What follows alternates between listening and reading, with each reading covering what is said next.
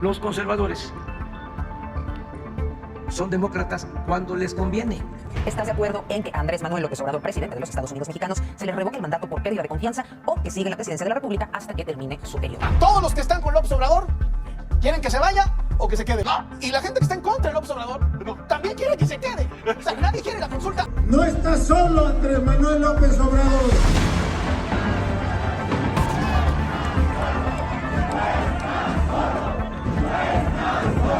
Yo no le voy a dar un cochupo para que Andrés se vuelva la nueva autoridad electoral. Primero voy y chingo a mi madre. Háganle confianza. ¡Órale!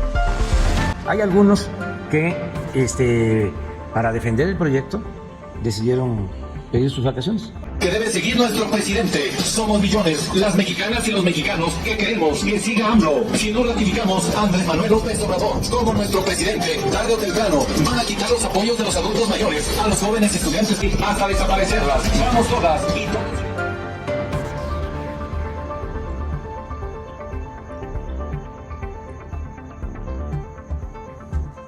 ¿Qué es Conectando Ciudadanías? Un espacio de resistencia. Un conversatorio para organizar a las ciudadanías. Encontrar puntos de entendimiento. ¿Qué otras formas culturales hay? Diferentes contextos, diferentes realidades. Una ciudadanía organizada siempre puede transformar su realidad social. Para aprender las unas de las otras. Es inclusión. Y crear conciencia ciudadana. Es indispensable reconocer y reconocernos en los otros. Coyuntura política. No, espérense. O sea, aquí vamos a hablar de todo. ¿Quién sabe? Somos Conectando Ciudadanías, todos los jueves a las 8 de la noche. Sean bienvenidas y bienvenidos al primer conversatorio de Ciudadanías AC, un espacio en donde buscamos conectar distintas ciudadanías mediante el diálogo activo. Nuestra misión en Ciudadanías es generar, fomentar y difundir una conciencia ciudadana que se traduzca en una participación efectiva por parte de las ciudadanías en la toma de decisiones del Estado. El día de hoy participaremos los asociados y asociadas fundadores y fundadoras de Ciudadanías AC. Saludo con muchísimo gusto a los conversadores y la conversadora de esta noche, Juan Carlos Baños, vicepresidente, Mónica Caguanzi, secretaria general, y Marco Antonio García, secretario técnico de Ciudadanías. Yo soy Danitza Morales, presidenta, y les doy la bienvenida a las y los ciudadanos que nos están escuchando. Estoy muy feliz de saludarles en este espacio. Y pues nada, buenas noches chicos, ¿cómo están, Juan Carlos? Hola, muy buenas noches, Dan, Marco, Danitza, Moni, perdón. Un gusto estar con ustedes. Mónica, buenas noches, ¿cómo estás? Hola, buenas noches, es un gusto volvernos a reencontrar en este espacio. Me encuentro muy bien, muy emocionada de lo que estaremos platicando en esta noche. Marco, con gusto en saludarte. Hola, buenas noches a ustedes, buenas noches a toda nuestra audiencia y qué gusto que estemos inaugurando este espacio donde cada vez más vamos a estar abriendo la voz de las ciudadanías para que vengan, expresen sus inquietudes, sus formas de concebir al mundo, de entender a México y a partir de ahí empezar a impulsar más la participación ciudadana. Gracias, Danitza. Bueno, ciudadanas, ciudadanos, el formato del conversatorio es el siguiente. Vamos a hacer 4 rondas de 2 minutos cada una para que puedan intervenir, en este caso ustedes 3. La primera un comentario inicial, la segunda una réplica, la tercera contrarréplica y por último un comentario final, o bueno, ustedes decidirán la forma en la que llevan sus argumentos. Dicho esto, pasamos en materia y esta noche vamos a hablar del tema de la semana, ¿qué digo de la semana? Del mes, ¿no? La revocación de mandato, la consulta en la que participaremos el próximo sábado 10 de abril. Y es que vamos a poner un poquito de contexto sobre este tema. La revocación de mandato se presenta como un instrumento de participación ciudadana que justamente se acciona para determinar la conclusión anticipada del cargo de, en este caso, el presidente de la República o el titular de la presidencia de la República por una cuestión particular que es la pérdida de confianza. Dicho esto, comentar también que en diciembre del 2019 se reformó el artículo 35 de la Constitución para que fuera posible realizar este mecanismo y después el procedimiento se estableció en la Ley Federal de Revocación de Mandato que se publicó el año pasado en el mes de septiembre, ¿no? Y es que aquí surge una pregunta, si vemos más o menos como la línea del tiempo, lo que tendríamos que hacer para accionar el instrumento de revocación de mandato, primero es que se junten los votos necesarios para poder hacerlo, eso ya sucedió. Después viene un proceso para poder pues informar a la ciudadanía que se va a hacer la revocación de mandato. Viene la revocación de mandato, que estamos justamente en ese momento en la vida democrática de México, y para que sea válida más o menos lo que dice la ley es que se necesita el 40% de la lista nominal nacional, más o menos 37 millones, no, bueno, más bien más de 37 millones de ciudadanas y ciudadanos que hayan participado, que hayan ido a votar, ¿no? Y para que sea vinculante, ya sea que gane la posición del sí o sí no, pues se ocupa alcanzar el 51% de votos a favor o en contra, ¿no? La pregunta que se va a votar el próximo domingo es si estás de acuerdo en que el presidente Andrés Manuel López Obrador se le revoque el mandato por pérdida de confianza o siga en la presidencia de la República hasta que termine su periodo, con dos opciones. Uno, que se revoque el mandato por pérdida de confianza, y dos, que siga en la presidencia. Pero a ver, Juan Carlos, ¿tú cómo ves? ¿Este instrumento de revocación de mandato está bien planteado? No sé, ¿qué tienes que comentarnos al respecto? Gracias, Dan. Fíjense que yo no estoy en contra de la figura de revocación de mandato, pero no me ha gustado para nada la manera en cómo se ha implementado. Creo que todo el proceso, desde la recolección de firmas, ha estado viciado, porque creo que estos mecanismos de democracia directa generan, o se supone, una conciencia y una cultura política. Y todo este proceso de revocación de mandato creo que lo que ha generado es lo contrario. Este proceso ha sido antipedagógico porque ha estado permeado no solo de mentiras, sino de prácticas antidemocráticas e ilegales, ¿no? Por ejemplo, los acarreos, el uso de la maquinaria estatal, lo que vimos el fin de semana pasado con el secretario de Gobernación y el Ejército, toda la estructura del partido Morena está ahí. Entonces creo que en ese sentido no me está gustando cómo se ha venido ejecutando. Y otro aspecto es que creo también que desde el poder este mecanismo se ha lastimado, porque quienes lo han promovido precisamente han sido el presidente, Morena y sus legisladores, no la ciudadanía organizada. Y desde mi perspectiva, los mecanismos de democracia directa solo tienen sentido si se efectúan desde abajo, si es la ciudadanía organizada la que interviene desde el principio en ello. Eso sería mi primera participación, Dan.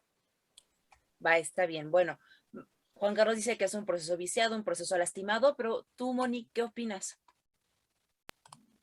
Gracias, Danitza. Pues justamente en esta primera intervención, pues debo comentar que precisamente la revocación de mandato, pues como lo señalabas, es una herramienta de participación ciudadana que le permite a las ciudadanías tener la posibilidad de emitir un voto para decidir si el presidente debe continuar o no con este cargo que pues se le ha encomendado debido pues a la confianza depositada en los comicios de 2018. Al menos reconocer que en este gobierno pues se ha construido una discursividad sobre establecer una democracia, poner en práctica mecanismos de participación ciudadana y sobre todo conocer lo que la ciudadanía opina respecto a, pues, a los temas que les incumben, ¿no? En este caso se han puesto en práctica, por ejemplo, la consulta popular que sucedió pues igual el año pasado, y ahora pues nuevamente se le vuelve a preguntar a la ciudadanía para que sea esta la ciudadanía quien pueda decidir si el presidente debe continuar o no en su mandato.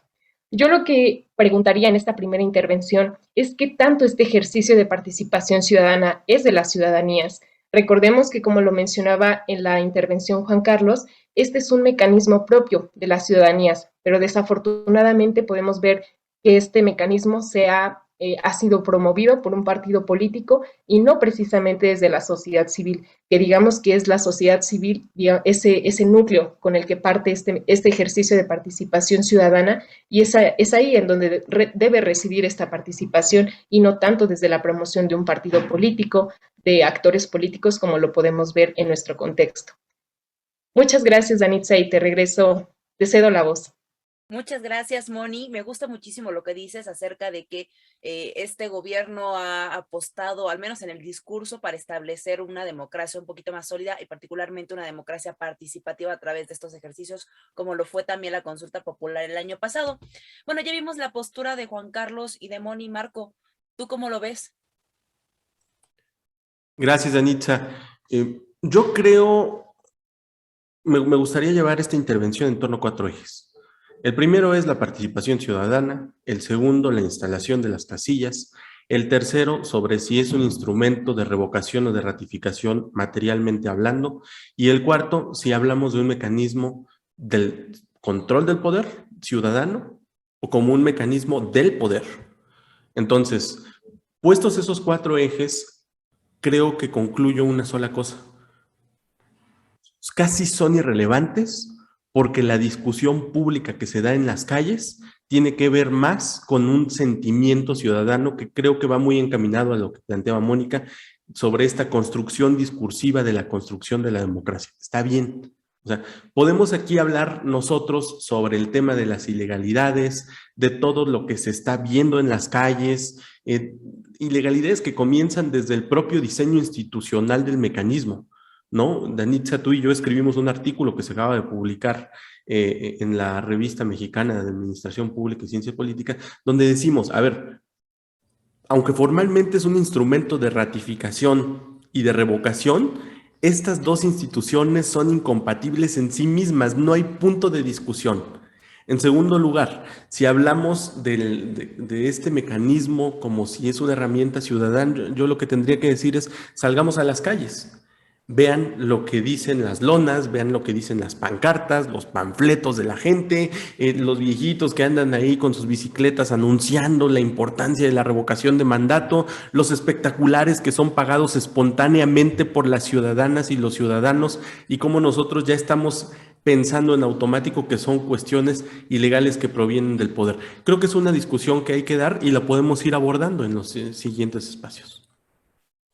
Gracias por tu postura, Marco. Me gusta muchísimo el elemento que añades, que es la realidad social, ¿no? El día de ayer estuvimos en presencia de un mitin político, bueno, lo habrán visto en las noticias, muchísima gente en el Monumento de la Revolución, y dices, ok, Juan Carlos está diciendo que es un proceso viciado de fondo, un proceso lastimado. Moni dice, ok, sí, a lo mejor sí hay anormalidades, pero pues es importante reconocer que estamos avanzando en el ejercicio de instrumentos democráticos, y Marco dice, está perfecto lo que dicen los dos, pero además sumémosle a lo que está sucediendo en las calles, ¿no? Hay gente que está convencida que va a salir a votar, que naturalmente quiere este ejercicio de revocación, ratificación, no lo sabemos para el presidente de la República, pero algo está sucediendo en la realidad social, ¿no?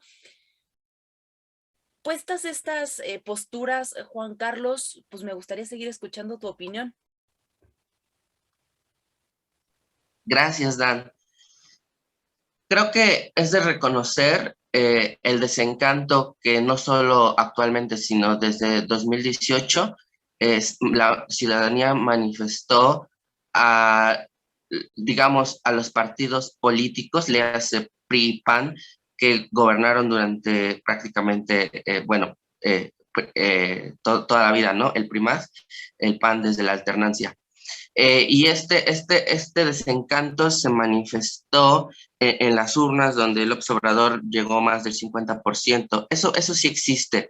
No sé si todo sea producto del carisma o, como digo, es una mezcla del rechazo a los demás gobiernos, el carisma de López Obrador, la infraestructura política que está construyendo Morena, etcétera. Yo voy por esto último. Creo que es una suma de varios factores.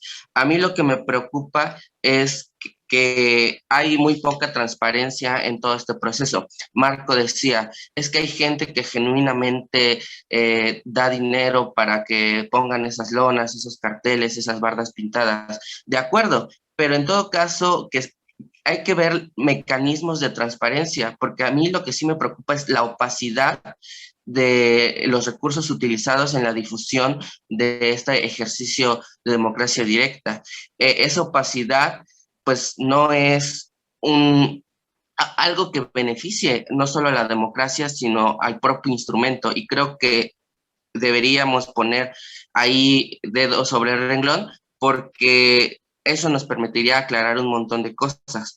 Entonces, a mí me preocupa, en cambio, la narrativa que se está construyendo, porque me parece, mi percepción es que este mecanismo le está permitiendo al presidente verse como el gran demócrata, que nos va a dar la oportunidad de ir a votar por si se queda o se va, pero creo que ese es bajo el discurso de el pueblo pone y el pueblo quita, y creo que ese es el problema. Desde mi perspectiva es que el pueblo pone y el pueblo quita solo si el presidente lo quiere. Gracias, Dan. Sí, gracias a ti, Juan Carlos, y añades otro elemento que es igual la fiscalización, me gusta mucho, y sobre todo me gustaría quedarme con el último comentario que acabas de hacer, Moni. ¿Tú cómo lo ves? Gracias, pues justamente, digamos que en el momento que empezó Juan Carlos a plantear esta cuestión respecto a la transparencia, pues me surge un cuestionamiento. Si precisamente existe transparencia, una fiscalización sobre el manejo de los recursos empleados en este ejercicio, ¿no? Porque podemos ver, por ejemplo, en diversos espacios públicos, vallas, propagandas, canciones y demás, digamos, estrategias de comunicación que pues aluden para poder participar en este proceso. En este caso, lo que puedo añadir en ese sentido sería que podemos ver que existen diversos debates, tanto en espacios digitales, en medios de comunicación, y precisamente esta discusión recae si realmente este ejercicio es legítimo o no, debido pues a las reformas que hasta hace algunos meses se realizaron para permitir esta revocación de mandato.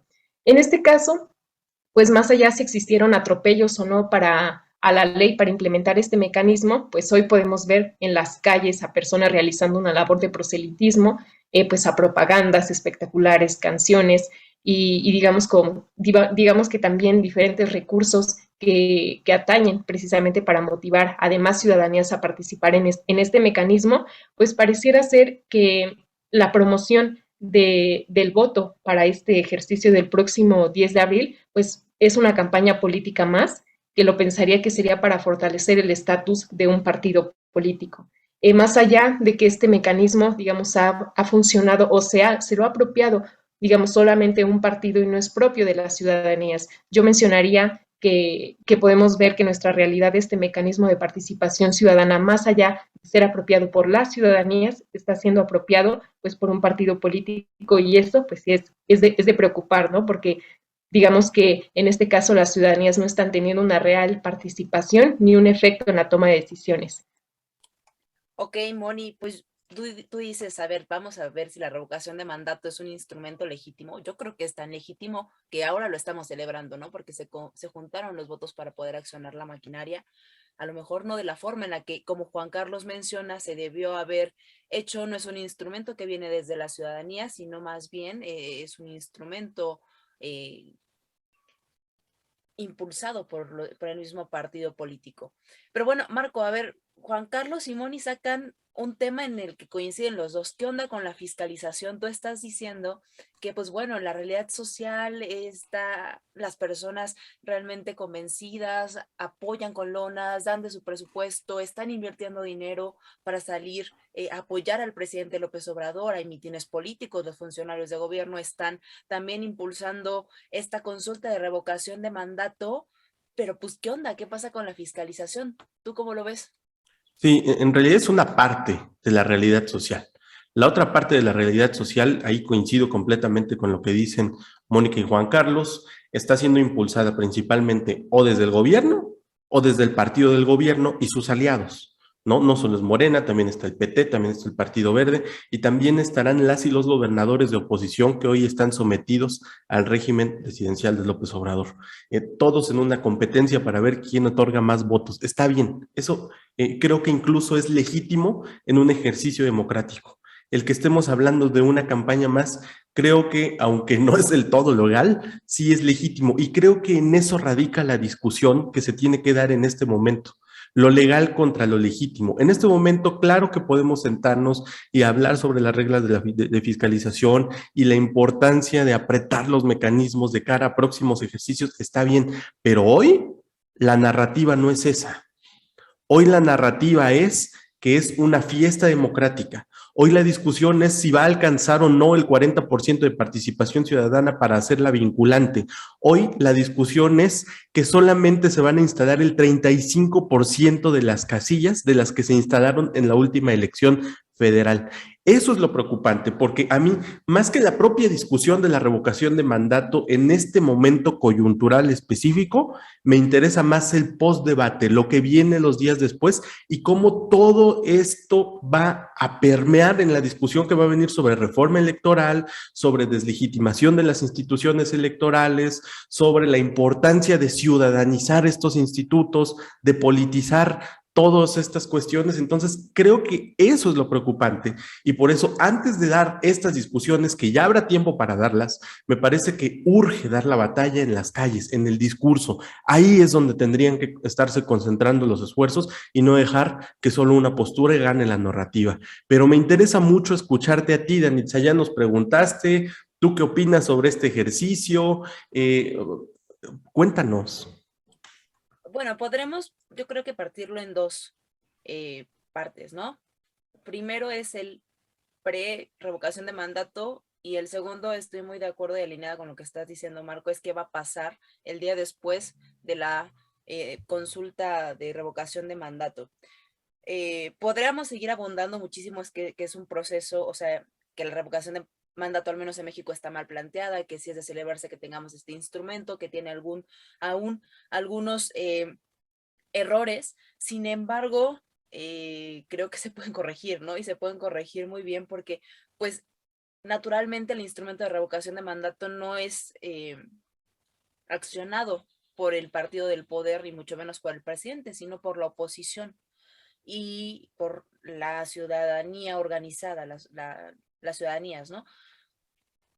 Y lo que dices es qué va a pasar después de la revocación de mandato, o sea, del ejercicio, literalmente de la votación para la revocación de mandato. Y yo creo que es preocupante porque lo que estamos escuchando, al menos esta última semana, han sido bombardeos en contra del INE, ¿no? Entonces, eso también tendría que preocuparnos mucho porque, pues, a partir de las reformas del 2015, más o menos, en donde pasamos de ser un centralizado a ser un constitucionalmente autónomo el INE para que justamente tenga la autonomía necesaria para poder decidir sobre las elecciones y que no haya ningún tema de fraude electoral o cosas así. Entonces, lo que estamos viendo, al menos, si nos podemos adelantar un poquito, va a ser una reforma electoral, como lo anticipábamos en otro instrumento que escribimos Marco y yo, agresiva, ¿no? Agresiva en cuanto a la democracia, si me permites primero decir esto, democracia directa, la democracia representativa, pero también la democracia participativa, entrando por la democracia participativa, no que sea ese como el pretexto, el de la revocación de mandato. Yo no sé, a lo mejor, y esperaría que no, porque sería un atentado contra la democracia.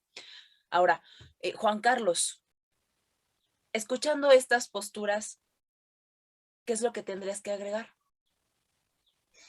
Yo creo que sí podemos manejar como escenarios en los que se podría plantear que los resultados del próximo domingo son un buen resultado, un regular o un mal resultado para el presidente y para Morena. Pienso, miren, irregularidades aparte, se juntaron 11 millones y cacho de firmas para este ejercicio. Creo que si se logra una participación a favor del presidente de más de estos 11 millones de firmas, va a ser un resultado regular, ¿no? Va a decir, ok, se lograron más de las que se juntaron. pero menos de los 16, 17 millones de los votos que se obtuvieron en las elecciones intermedias. Creo que eso sería un resultado regular. Un buen resultado sería más de esos 16, 17 millones de votos que se juntaron en las elecciones intermedias a favor de Morena. Y un mal resultado, creo yo que sería menos de esos 11 millones de firmas, de votos, que fue el número de firmas que se juntaron. Y a partir de ahí, fíjense ustedes, yo sí creo que independientemente del resultado, la narrativa de Morena va a ser golpeteo al INE, ¿no? Si es un mal resultado, pues por todos los obstáculos que el INE presentó. Entre otras cosas, lo que apuntaba Marcos sobre el número de casillas instaladas. Si es un buen resultado, a pesar del INE, ¿no? Lo logramos, incluso a pesar de esos obstáculos. Entonces, la pregunta que yo le haría a Marco, ¿de verdad esta narrativa de la fiesta democrática viene desde la población o es una narrativa construida desde el poder? Con eso me quedaría. Gracias, Dan. Hacemos, si quieres, un switch, Marco.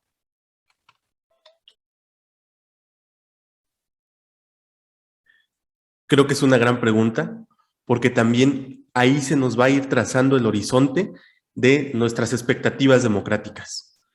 La pregunta es, ¿esta narrativa viene desde las ciudadanías o viene desde el gobierno? Claramente viene desde el gobierno, claramente viene desde el partido en el gobierno, claramente la mayor cantidad de personas que van a acudir a votar, uno, o pertenecen a los gobiernos de Morena y sus aliados, no solamente las gubernaturas, no solamente el gobierno federal, también las presidencias municipales. Hay muchos actores de presidencias municipales haciendo actos de proselitismo abierto. ¿Eso es ilegal? Claro que es ilegal, pero insisto en que en este momento la ilegalidad casi es intrascendente. Ojo, y lo estoy diciendo yo que tengo una formación jurídica, pero a ver, si la narrativa viene desde el gobierno, ¿cuántos otros más que sí pertenecen a las ciudadanías van a ser alcanzados por esta narrativa? Creo que ese es el fondo del debate, ¿no? Si uno puede hacer sus cálculos de más o menos cuántas personas que pertenecen al aparato estatal van a estar otorgando sus votos, ¿a cuántos más sí se puede convencer?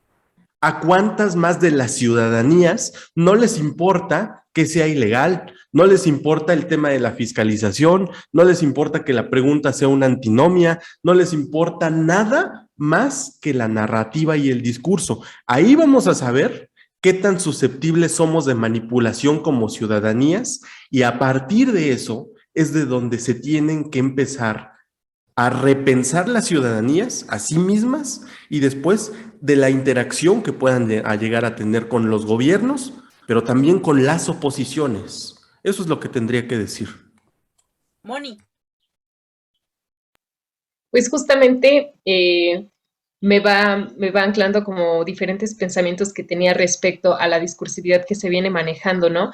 En este caso yo vería que dependiendo de los resultados que se den a conocer el día lunes, porque al parecer el presidente dijo que los resultados de esta elección, que es la revocación de mandato, se darán a conocer un día después. En este caso, si les favorece que tengan o hayan alcanzado cierto porcentaje en donde exista aprobación para que el presidente continúe, pues se seguirá reforzando tal vez esas premisas que él desde el inicio de su campaña ha mencionado, que es, digamos, como estrechar esa confianza que tienen hacia él, ¿no? Por eso las ciudadanías emitieron su voto, porque siguen confiando en el desempeño del presidente. En caso de que no, digamos que el presidente seguirá guardando que a lo mejor y las ciudadanías ya no le tienen confianza, o él seguirá haciendo acciones, como por ejemplo el cumplido de, digamos, como este proyecto nacional, estos megaproyectos que existen, digamos, como en el interior del país, para seguir reforzando esa confianza. Y a partir de ello, a partir de esa confianza que él siga,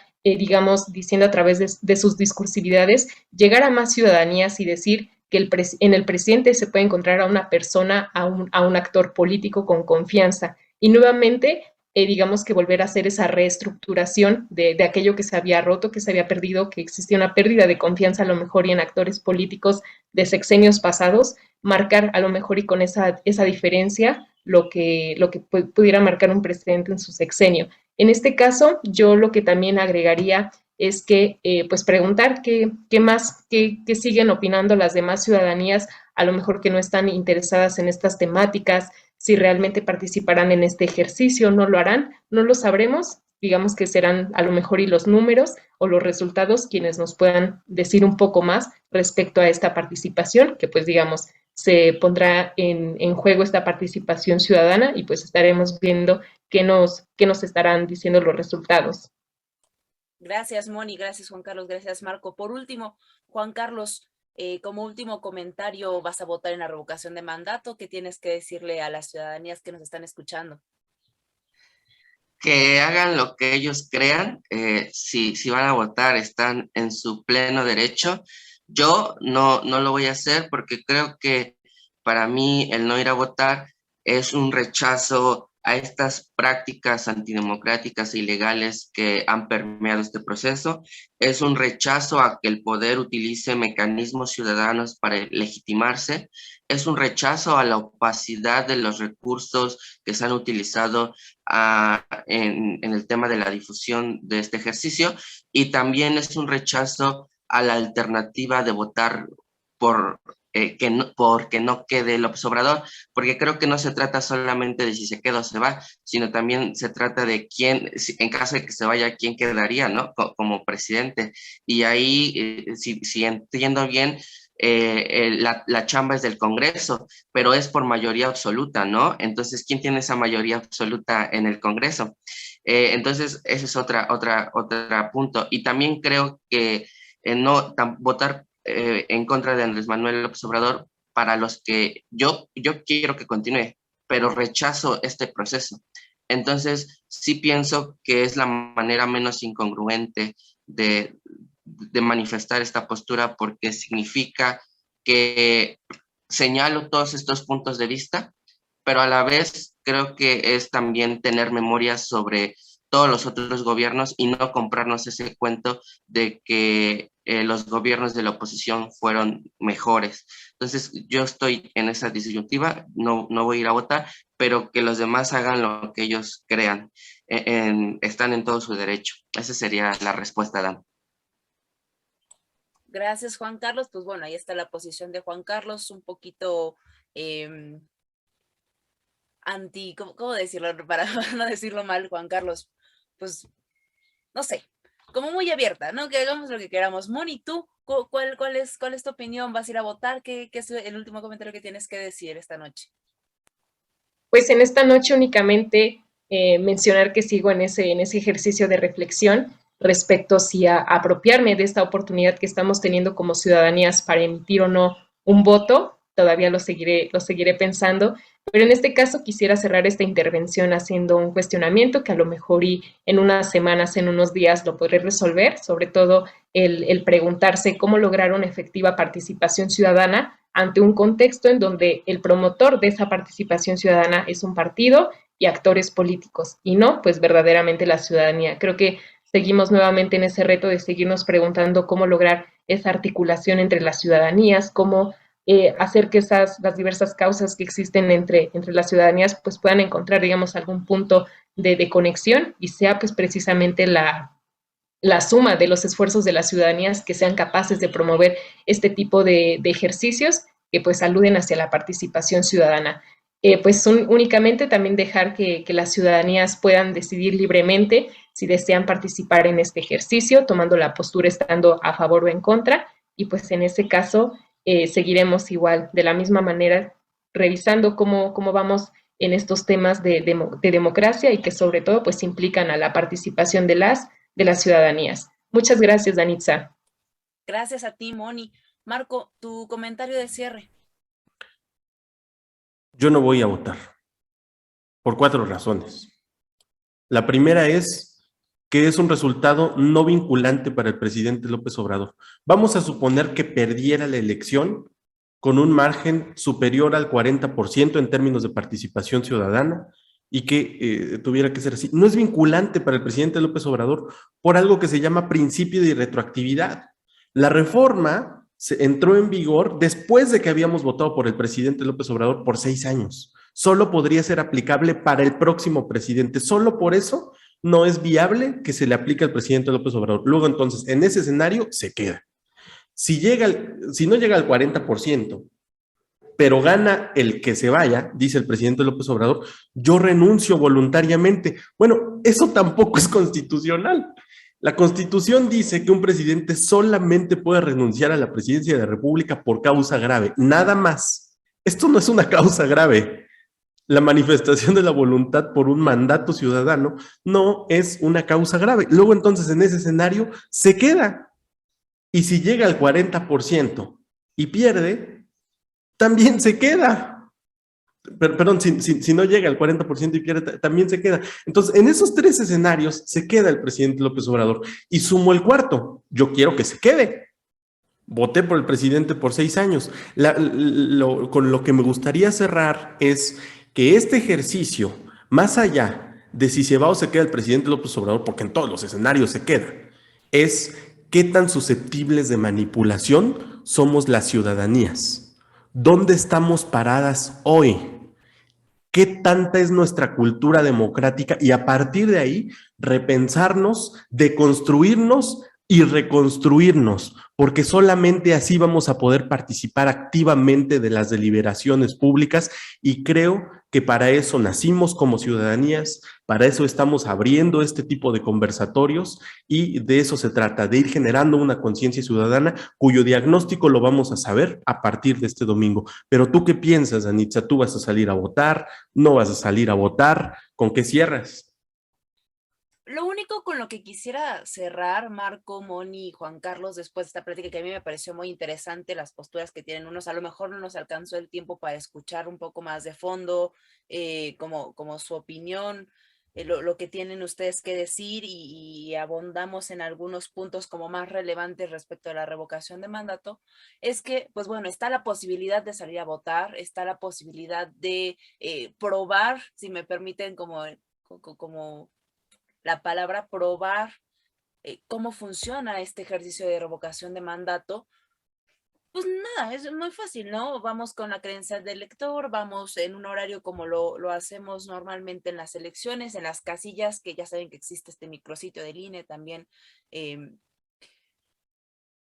puesto para poder ubicar dónde se encuentran, y pues ya sea la posición que tengan cada una de las ciudadanías, cada uno o una de los ciudadanos, ciudadanas, de ir a votar o no ir a votar, y si van a votar a favor o votar en contra de la revocación de mandato. Yo creo que es un ejercicio válido, ¿no? No tengo nada más que decir. Yo no voy a fijar como una postura de si está bien o está mal. Coincido gran parte con la postura de Marco, pero pues nada más decir que esa está la opción, ¿no? Está la opción de accionar estos mecanismos de participación ciudadana, y el tiempo nos dirá cómo es que están constituidos, cómo están formados, si tenemos razón en que están mal hechos o si tenemos razón en que están bien hechos, no lo sé. Pero bueno, lo interesante de este debate es que lo seguiremos teniendo. Este primer conversatorio me pareció súper interesante. Vamos a seguir todas las semanas, a todas las personas que nos están escuchando, comentarles que estaremos dialogando con expertas y expertos en diversos temas cada una de las semanas a las 8 de la noche a través de la página Ciudadanías, también en redes sociales, Facebook, Twitter, Instagram y en YouTube, Spotify, Apple Music y todas las plataformas para poder escuchar podcast. Nos pueden encontrar ahí. Y pues bueno, me dio mucho gusto conversar con ustedes, con Juan Carlos, Moni, Marco. Muchas gracias por su participación en este conversatorio permanente, y muchísimas gracias a ustedes que nos están escuchando. Estamos en Conectando Ciudadanías de Ciudadanías AC. Nos vemos la próxima semana en este mismo espacio a las 8 de la noche. Un gusto. ¿Qué es Conectando Ciudadanías? Es un podcast. Un espacio de resistencia. Un conversatorio. Para organizar a las ciudadanías. Encontrar puntos de entendimiento. ¿Qué otras formas culturales hay? Diferentes contextos, diferentes realidades. Una ciudadanía organizada siempre puede transformar su realidad social. Para aprender las unas de las otras. Es inclusión. Y crear conciencia ciudadana. Es indispensable reconocer y reconocernos en los otros. Coyuntura política. No, espérense. O sea, aquí vamos a hablar de todo. ¿Quién sabe? Somos Conectando Ciudadanías, todos los jueves a las 8 de la noche.